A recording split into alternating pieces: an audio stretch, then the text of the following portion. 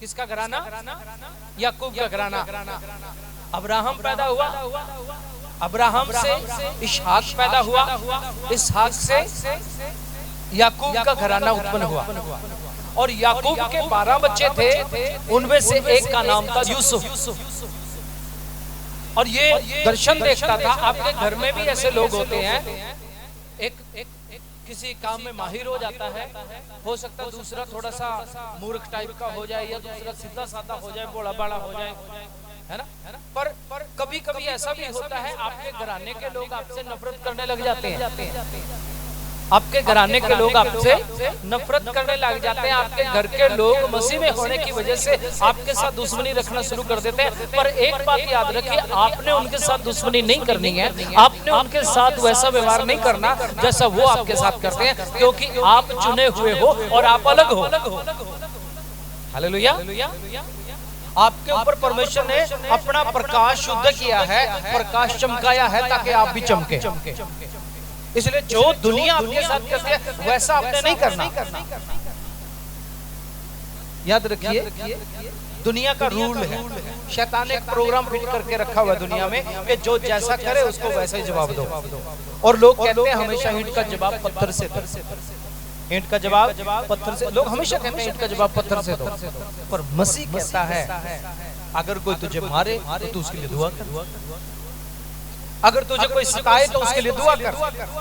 अब मसीह का रिवाज क्या है, मसीह का चलन क्या है कि जो तुझे परेशान करे उसके लिए तू दुआ कर। तू अपने बैरियों के लिए भी दुआ कर, उनके लिए भी सलामती मांग। हालेलुया। क्यों? क्योंकि तुझे और तेरे घराने को खैरियत मांगने के लिए, सलामती मांगने के लिए, दुआएं देने के लिए चुना हुआ है। और कहता शराब ना दो, उनको शराब ना दो, वैसे ना बनो जैसे लोग हैं, तुम्हें तो बदलना है। हो सकता है तुम सीधे साधे हो सकता है तुम ज्यादा पढ़े लिखे हो सकता है तुम मसीह में आगे इस वजह से तुम्हारे खिलाफ में हो, पर तुम्हारी जिम्मेदारी है कि तुम शराब ना दो, तुम उनको आशीष दो, तुम उनको आशीष दो। कभी कभी लोग ऐसे होते हैं ना, जब समस्या आ जाती है, वैसे तो कभी आपको फोन नहीं करेंगे, कभी नहीं पूछेंगे आपको, लेकिन जब दुख आएगा, समस्या आएगा, तब आपको याद करेंगे और आप कहेंगे ले, खुशी में तो मुझे कोई पूछता नहीं है, समस्या आ गई तो मुझे आगे कर देते हैं। होता है ना ऐसे, हमारे साथ तो अक्सर होता है। जो परमेश्वर से प्यार करने वाले लोग हैं, आपके साथ हमेशा ऐसा होगा। हो सकता है खुशी के समय में आपको याद नहीं करेंगे, लेकिन दुख आ गया तो आपको जरूर याद करेंगे, आपको कहेंगे मेरे लिए प्रार्थना कर दो। हो सकता है चर्च में नहीं आएंगे कभी पूरा साल, लेकिन समस्या होगी तभी कहीं ना कहीं से नंबर निकाल के फोन करेंगे, पास्टर जी दुआ कर दो, है? या आपको कहेंगे भाई साहब मेरे लिए दुआ कर दो, बहन जी मेरे घर में आके मेरे लिए प्रार्थना कर दो। और आप फिर क्या कहेंगे, आपकी प्रतिक्रिया क्या होगी? चर्च में तो कभी आते ही नहीं, यही होगा ना। और क्या बोलेंगे आप? खुशी में तो मुझे पूछते ही नहीं, है ना। जब समस्या आ गई तो मुझे याद करते, ऐसे पूछते हैं ना।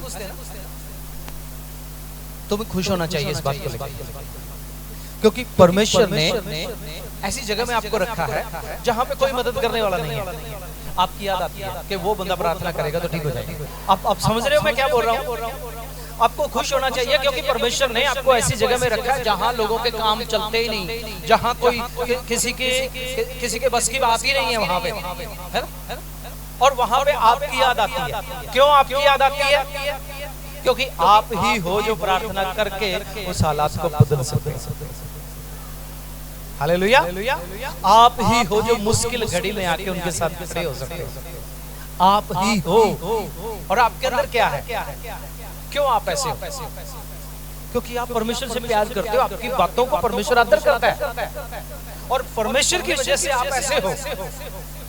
परमेश्वर आपके अंदर है तो आप ऐसे हो कि आपकी बात को वो उस समय में सुनेगा जब सारी दुनिया की बातें बंद हो जाती हैं। देखा कभी आप? हमारे साथ भी ऐसे होता है, बहुत सारे लोग होते हैं कभी याद नहीं करेंगे, लेकिन जब समस्या आ गई तभी एकदम से फोन करेंगे। हम देखेंगे नंबर बाई नंबर तो जाना पहचाना लगता है कौन, ये बात करेंगे तो पता चलेगा ये तो कई साल के बाद फोन कर रहा है। क्यों फोन कर रहा है? अब समस्या आ गई। अरे भाई, आज आपकी मदद की जरूरत है, आप परमेश्वर वाली जगह ले रहे हो उनके लिए। मूसा को परमेश्वर ने कहा कि मैं फिरौन के सामने तुझे परमेश्वर सा बना के खड़ा करूंगा।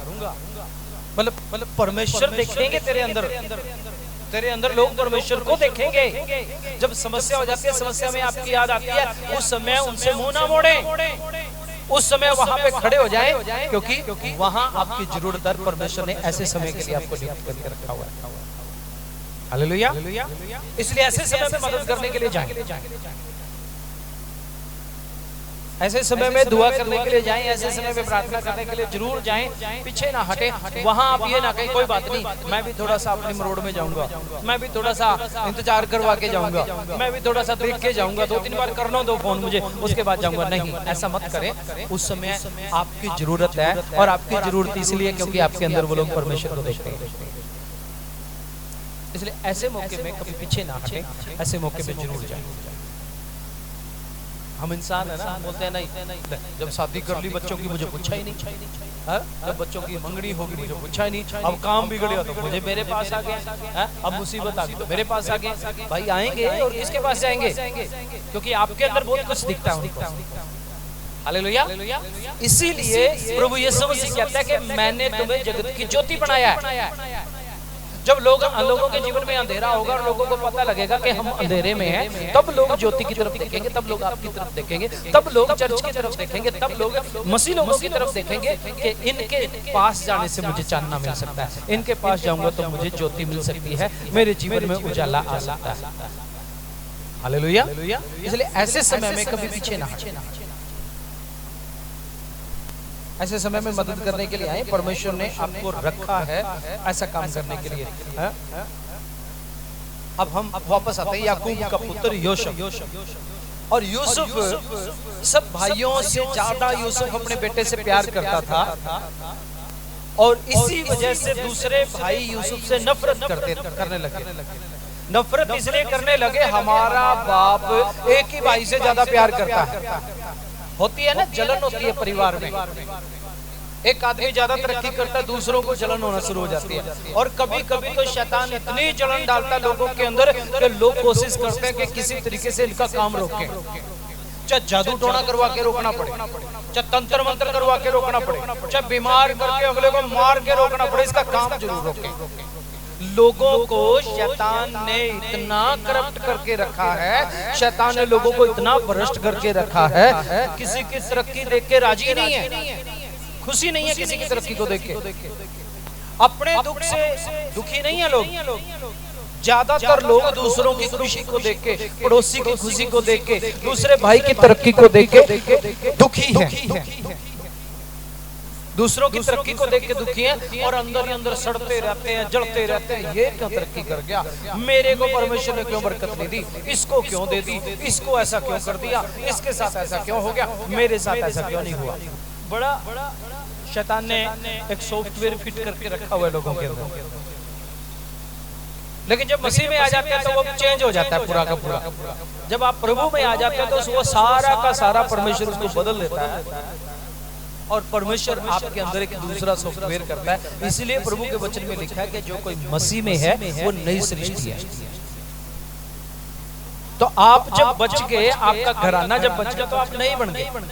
आपके वो पुरानी आदतें, पुरानी बातें, पुराना सॉफ्टवेयर खत्म कर दिया परमेश्वर ने, उसे डिलीट कर दिया और नया डाल दिया आपके अंदर। अब आप गाली नहीं देते, अब आप झूठ नहीं बोलते, अब आप दूसरों को देख के जलते नहीं, बल्कि उनसे प्रेम करते हैं और उनके साथ उनकी समस्या में खड़े हो जाते हैं। ये है एक मसीह घराना। ये है कि मसीह घराना वो जहां जहां भी होता है, मसीह घराना उस इलाके के लिए आशीष का कारण होता है। एक बात हमेशा याद रखें कि आप लोगों के लिए बरकत का कारण हो, आप लोगों के लिए आशीष का कारण हो, आपके द्वारा लोग आशीष पाएंगे। अब्राहम को परमेश्वर ने यही आशीष दी कि तेरे वंश के द्वारा, तेरे कुल के द्वारा, तेरी संतान के द्वारा भूमंडल के सारे लोग आशीष पाएंगे, भूमंडल के सारे कुल आशीष पाएंगे। हालेलुया। आज आपकी पहचान क्या है समाज में? आपको देख के लोग क्या समझते हैं? मैं एक बार एक घर में गया मिलने के लिए, तो उनके घर में कोई था नहीं, ताला लगा हुआ था। तो मैं ऐसे खड़ा हो गया, पड़ोस में एक आंटी आ गई, उसने पूछा भाई किससे मिलना? मैंने बोला इनसे मिलना था, इन्होंने बुलाया था मुझे, कहता नहीं कुछ इमरजेंसी काम में चले गए, आ जाएंगे आप हमारे घर में आके बैठ जाओ। तो मैं उनके घर में जाके बैठ गया, उन्होंने चाय पानी पिलाया, चाय पानी पिलाने के बाद मुझे बातचीत हुई, बातचीत करते करते मैंने पूछा ये कब तक आएंगे? तो बोला थोड़ी देर में आ जाएंगे। मैंने कहा वैसे ठीक है ना? तो इसने बोला नहीं भाई ये तो सुबह उठते हैं, सुबह उठ के झगड़ा करना शुरू कर देते हैं, सवेरे उठते ये लोग लड़ते हैं, झगड़ते हैं, और फिर कहता चर्च में जाते हैं ये लोग, चर्च में जाके सज धज के चिट्टे कपड़े डाल के चर्च में जाएंगे, कहना हम तो प्रार्थना करते हैं कि ये लोग चर्च में ही रहें तो अच्छा है। मैंने कहा ऐसा क्यों है? कहता नहीं ये तो सारी गली दुखी है इनसे। अच्छा सारी गली दुखी है, ये जोर जोर से प्रार्थना करते होंगे। कहना ना ये जोर जोर से लड़ते हैं, 4 बजे उठ कर लड़ने शुरू कर देते हैं। ये पहचान है, ये पहचान बना के रखी है लोगों ने। पर आपकी पहचान ऐसी होनी चाहिए कि आपको देख के लोग बोले कि ना ये लोग परमेश्वर के लोग हैं, ये लोग परमेश्वर के लोग हैं, ये तो कभी बोलते भी नहीं सुनते, ये तो कभी सब लोगों के लिए दुआ प्रार्थना करने वाले लोग हैं, ये लोग नहीं लड़ सकते। आपकी गवाही ऐसी होनी चाहिए। कई साल पहले की सच्ची घटना बताता हूं मैं आपको। हमारी एक टीम उड़ीसा में गई हुई थी, और उड़ीसा में जंगल के बीच में कुछ ऐसे लोग थे जहां पे हम लोगों को जाके सुसमाचार प्रचार करना था। और हमसे पहले कई साल पहले एक अंग्रेज आदमी वहां पे रह के सेवा करके गया। अंग्रेज आदमी को परमेश्वर ने दर्शन दिया, जंगलों में रह के लोगों की सेवा करके गया, और उसने कभी यीशु मसीह के बारे में प्रचार नहीं किया। जब हम लोगों ने जाके प्रचार करना शुरू किया, 2-3 उड़िया के लोग, उड़ीसा के लोग थे हमारे साथ, उड़िया भाषा बोलने वाले, जब उन्होंने बोलना शुरू किया तो मालूम है लोगों ने क्या बोला? ये तो कुछ साल पहले यीशु मसीह तो हमारे पास रहता था। क्या बोला लोगों ने? कुछ साल पहले यीशु मसीह यहाँ पे रहता था। तो हम हैरान हो गए कि यीशु मसीह आ रहा था, ये कैसे बात करती है? तो मूर्ति पूजा करने वाले लोग हो गए, या ये हो गया। तब उनके एक बुजुर्ग ने बताया कि जो काम आप लोग बता रहे हो ना, ऐसे ही काम करने वाला एक गोरा अंग्रेज यहाँ पे रह के गया कई साल पहले। आपके अंदर लोग क्या देखते हैं? आपके घराने के अंदर लोग क्या देखते हैं? आपके घराने के अंदर क्या लोग शैतान को देखते हैं? आपके घराने के अंदर क्या लोग परमेश्वर को देखते हैं? आपके घर के आसपास के पड़ोसियों से पता लग जाएगा कि आप कौन हैं। हालेलुया। आपके पड़ोसियों से पता लग जाएगा कि आप कौन है। आपसे ज्यादा बात करने की जरूरत नहीं पड़ेगी। आपके पड़ोसियों के बीच में आपकी गवाही क्या है? क्या आप वहाँ प्रार्थना करते हैं लोगों के लिए? क्या लोगों के दुख सुख हो जाते हैं तब आप दौड़ के जाते हैं? चिंता ना करें, मैं खड़ा हूँ यहाँ पे, चाहे आपके पास कुछ भी नहीं है, मैं खड़ा हूँ यहाँ पे। क्यों खड़े हैं आप? क्योंकि आपके अंदर परमेश्वर का प्रेम है। अगर आपके अंदर परमेश्वर का प्रेम नहीं है तो आप कहेंगे मरने दे मुझे क्या है, मरने दे मुझे क्या है, लूटने दे मुझे क्या है, दफा होने दे मुझे क्या दिक्कत है मुझे। इसलिए आपको देखना है कि आप अपने घराने को किस तरीके से इस्तेमाल करते हैं, आपके घराने को आप क्या सिखाते हैं, और आपका घराना क्या परमेश्वर के वचन का आदर करने वाला है। प्रभु तो कहता है, साफ कहता है, कोई मिलावट नहीं है कि तू बच तेरा घराना बचाया जाएगा।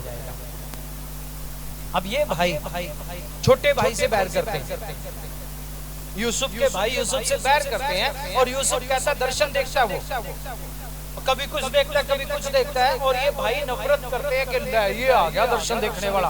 एक तो बाप इससे सबसे ज्यादा प्यार करता है, दूसरे भाइयों को ये दिक्कत है, इस वजह से जलना है कि हमें तो पूछता नहीं है, और इसको सबसे ज्यादा प्यार करता है। दूसरा ये दर्शन देखता है। अब ये जब भी भाइयों के पास आता है, भाई एक ही बात कहते हैं, ये आ गया दर्शन देखने वाला। एक दिन तो हद हो गई, और उन्होंने इकट्ठा होके बोला आज इसको मार ही डालेंगे, और इसके कपड़े खून खान में दसा के ले जाएंगे किसी जानवर के खून में, और पिता के सामने रख देंगे और कह देंगे उसको तो किसी जानवर ने खा लिया। ये भी घराने के अंदर ही चलता है, ये भी घराने के अंदर ही चलता है। इसलिए सावधान रहें, प्रार्थना करें अपने घराने के लिए कि शैतान आपके घराने को इस्तेमाल ना करे आपके खिलाफ में। हालेलुया। अब देखिए,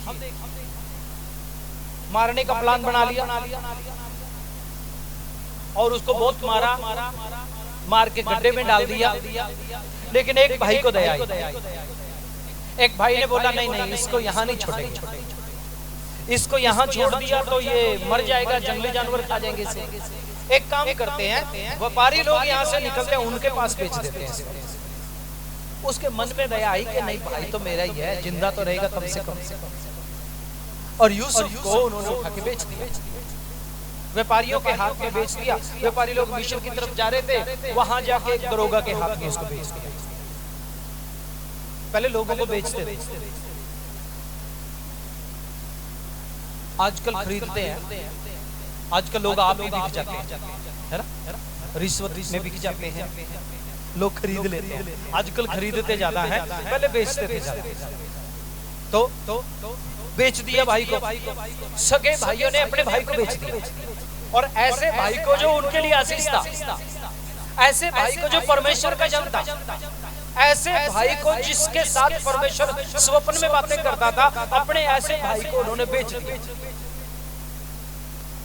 अब ये नहीं जानते कि आगे क्या होने वाला है, पर परमेश्वर महान है और परमेश्वर इस घराने को आशीष देना चाहता है। और परमेश्वर ने अब्राहम से वादा किया था और याकूब से भी वादा किया था कि तेरे घराने में राजा पैदा हुआ करेंगे। हालेलुया। क्या कहा था परमेश्वर ने? तेरे घराने में राजा पैदा हुआ करेंगे। अब बेच दिया इसको, ये भला था, ये अच्छा था, ये प्रभु का डर मानने वाला था, इसको उठा के बेच दिया। पोतीफर नामक एक आदमी के घर में भेज दिया।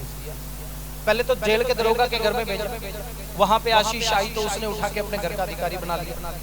अपने घर का अधिकारी बना लिया तो उसके घर में बहुत सारी बरकत आ गई। बरकत आ गई तो उसकी पत्नी की नीयत खराब होगी उसके ऊपर। वो जवान था, सुंदर था, वो उसके साथ शादी करना चाहती थी, तो ये भागा वहां से। अब जब काबू नहीं आया तो उसने भी उसके ऊपर इल्जाम लगा दिया। अब जो परमेश्वर का डर मानने वाले हैं, समस्या उनके लिए बहुत आती है। घबराए ना, समस्या बहुत आएगी आपके पास, आपके घराने के ऊपर समस्या बहुत आ सकती है, पर आपके साथ चमत्कार करने वाला परमेश्वर रहेगा और वो आपके जीवन में चमत्कार करेगा। हालेलुया। अब इस आदमी को फिर से पकड़ा, उसने उठा के जेल में फिर डाल दिया। घर का मालिक बोलता अच्छा मेरी पत्नी पे बुरी नजर रखता है, उठा के जेल में डालो। जेल में डाल दिया। 2 लोग और जेल में थे। वो लोग 2 लोग जो जेल में उसके साथ थे, एक तो राजा को पानी पिलाया करता था और दूसरा राजा को खाना खिलाने वाला और पिलाने वाला। 2 लोग उसके साथ। और एक दिन सुबह सुबह ये लोग दर्शन देखते हैं, खिलाने वाला और पिलाने वाला दोनों दर्शन देखते हैं और आपस में बात करते हैं। तो यूसुफ सुन रहा होता है उसकी बात को, यूसुफ बता देता है। यूसुफ कहता है, एक को कहता है तेरा तो आदरमान बढ़ेगा भाई, राजा तेरे को बाहर निकालेगा, तेरे को आदरमान करेगा, तेरे को और ऊंचा पद देगा तेरे को। और दूसरे को कहता है तेरे को फांसी तोड़ेगा। लेकिन ये कहता है जब तुम बाहर जाओगे ना मुझे भूलना नहीं भाई। पर बाहर निकल के कौन याद करता है? फिर भूल गए। मैंने पहले बताया था ना, कुछ लोगों को मुसीबत में काम आने के लिए रखा जाता है और परमेश्वर ने आपको विशेष गिफ्ट दिया हुआ है ना, सुपर गिफ्ट है आपका ये। अगर आपको मुसीबत में लोग याद करते हैं, उनसे नफरत ना करें, बल्कि ये बात को लेके प्रभु का धन्यवाद करें कि आपके अंदर एक सुपर गिफ्ट है। जब लोगों की वाणी चलती, लोगों के काम नहीं होते, तब लोग आपको याद करते हैं। हालेलुया। अब एक दिन राजा को भी दर्शन आ गया, ये तो भूल गए, समय बीत गया। राजा को दर्शन आया तो राजा ने, अब राजा के पास तो बहुत सारे ज्ञानी लोग होते हैं, शास्त्री लोग हैं, बुद्धिमान हैं। उसने और सबको बुला के पूछा मेरा ऐसे मेरा सपना है, उसका अर्थ बताओ क्या है। कोई बता नहीं पाया। तब अचानक वो जो बचा हुआ बंदा था उसको याद आया कि मैं जब जेल में था तो एक बंदा था वहां। और राजा को कहता है राजा एक आदमी है वहां जिसको मैं जानता हूं, वो बता सकता है। राजा कहता है बुलाओ, जल्दी बुलाओ, उसको भी बुलाओ। क्योंकि जितने राज में काम करने वाले शास्त्री थे, पढ़े लिखे थे, ज्ञानी थे, वो सब फेल हो गए। अब यूसुफ को बुलाया गया और जब यूसुफ आया तो यूसुफ ने उसके दर्शन का अर्थ बताया कि राजा तूने ये जो देखा है ना, तेरे राज में 7 साल तो बहुत सारी आशीष आएगी, बहुत आयत से बरकत आएगी, बहुत फसल होगा, अन्न होगा, तेल होगा, बहुत कुछ होगा। लेकिन उसके बाद जो 7 साल होंगे वो तेरे देश में भयंकर अकाल पड़ेगा।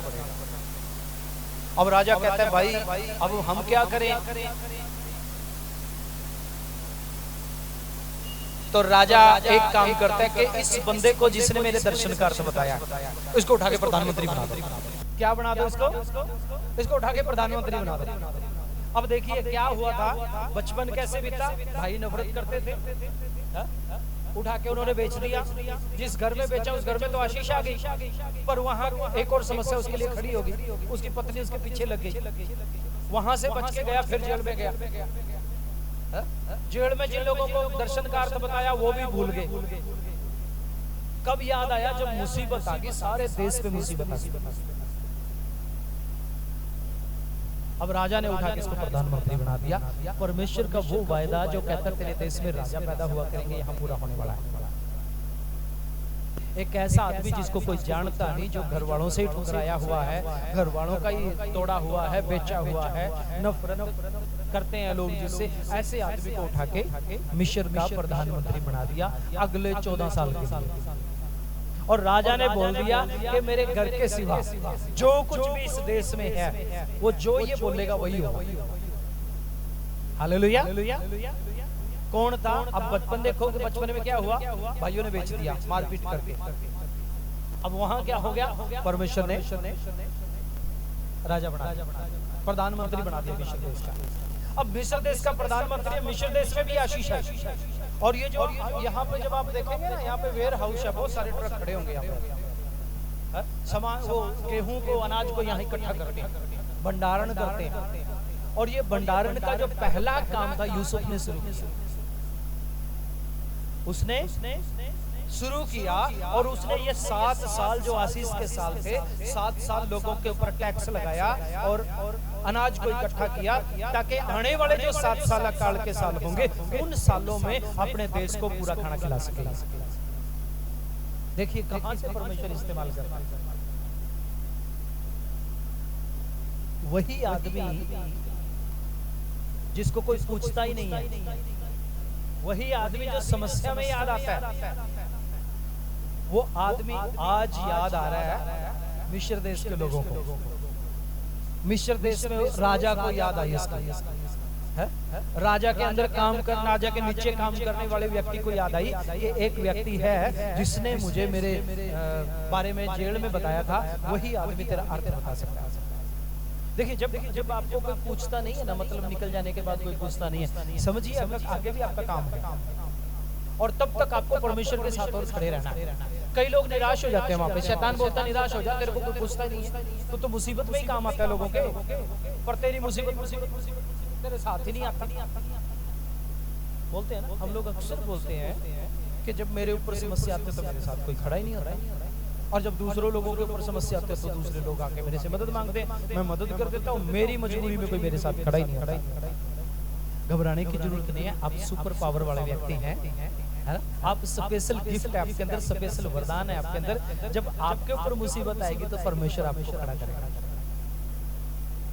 लोगों के ऊपर मुसीबत आएगी, लोग आपके पास आएंगे, आप उनको खड़ा करोगे। जब आपके पास मुसीबत आएगी, लोगों के बस की बात नहीं है, आपकी मुसीबत में स्वयं जिंदा परमेश्वर आपके साथ आके खड़ा हो जाएगा। हालेलुया।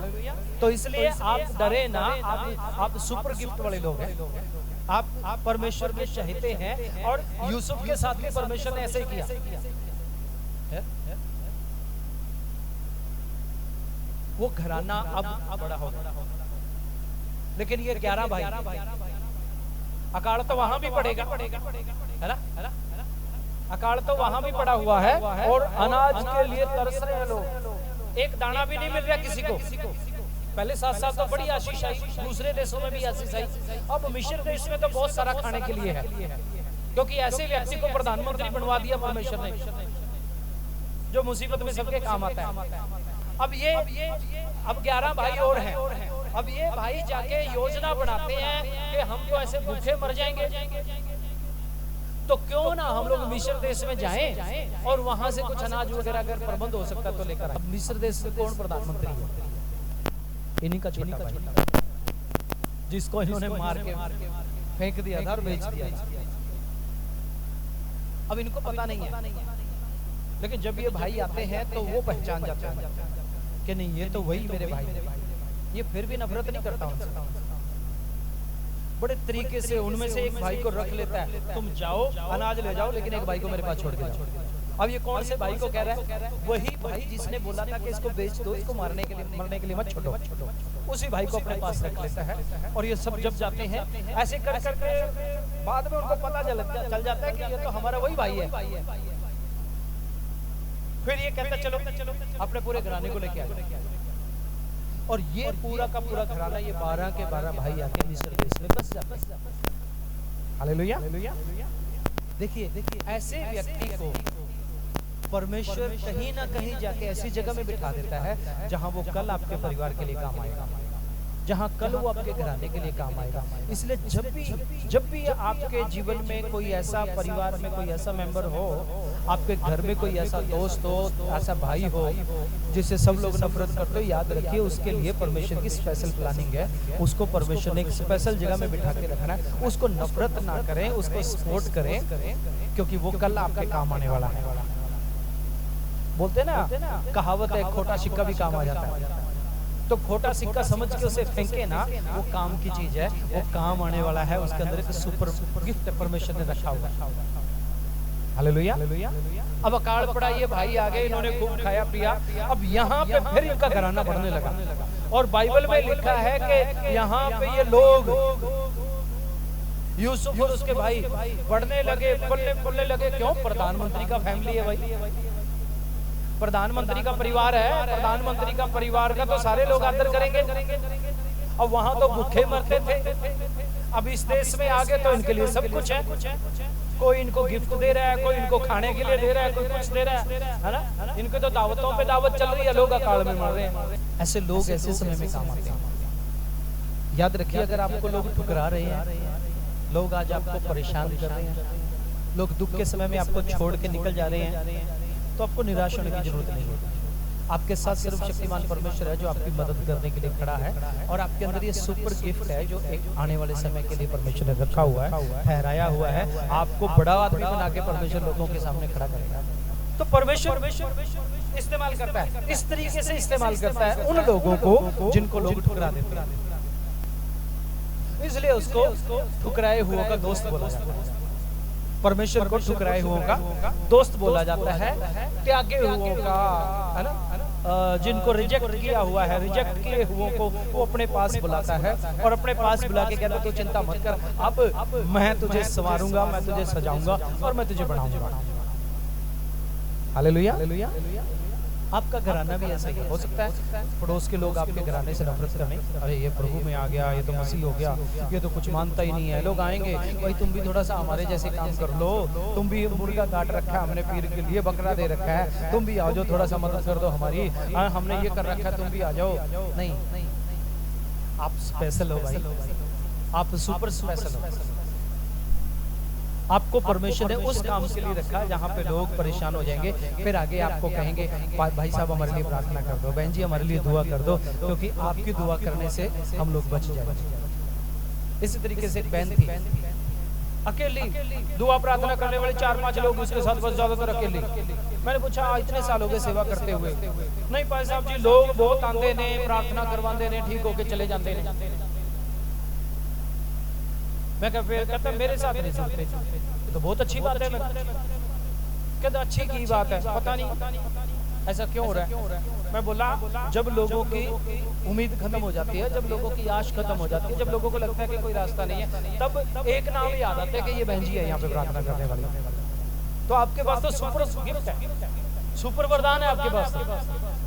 तो कहने लगे अच्छा मेरे पास सुपर वरदान है। मैं कहता आपके पास सुपर वरदान है, क्योंकि शैतान का प्रोग्राम उसके ऊपर भी बीट हो रहा था। वो भी निराश हो रही थी कि मैं सब कुछ करती हूँ, लोगों के दुख में काम करती हूँ, लेकिन मेरे साथ कोई नहीं खड़ा होता, मेरी मदद करने के लिए कोई नहीं आता। भाई आपकी मदद करने के लिए खुद परमेश्वर आएगा। थोड़ी देर जब मैंने बात की तो वो और एनर्जी से भर गई। कहता इतनी बात अब तक मैं समझी नहीं, अब तक मेरी समझ में नहीं आई कि मेरे अंदर ये वरदान है कि जहाँ लोगों की बात नहीं बनेगी वहां मेरे पास आएंगे लोग। आपको परमेश्वर ने सुपर बना के रखा हुआ है, इसलिए चिंता ना करें, उस समय का इंतजार करें जब परमेश्वर आपको इस्तेमाल करेगा, आप और आपका घराना। परमेश्वर ने ज्योति बना के रखा हुआ है। अब ज्योति के जैसे चमकते रहिए, अंधेरा मत आने दीजिए। लोग तो बुझाने की कोशिश करेंगे, लोग तो फूंक मारेंगे ज्योति को, कहेंगे मोमबत्ती बंद हो जाए इनकी, पर अपनी मोमबत्ती को बंद मत होने दीजिए। हालेलुया। उसे जगाए रखिए। आपके अंदर जो परमेश्वर ने अपनी सामर्थ दी, अपना प्यार दिया है, अपना प्रेम, अपना स्नेह, अपने वरदान जो आपके अंदर डाले हैं, उनको रिवील कीजिए, उनको इस्तेमाल करना शुरू कीजिए, चाहे कोई आपका एहसानमंद हो या ना हो। हम अक्सर एक ही बात कहते हैं कि मेरा एहसान माने लोग मेरा एहसान माने। एहसानमंद मत बनिए। ऐसी उम्मीद मत कीजिए कि लोग आपका एहसान मानेंगे। एहसान तो यीशु मसीह का भी नहीं मानते लोग।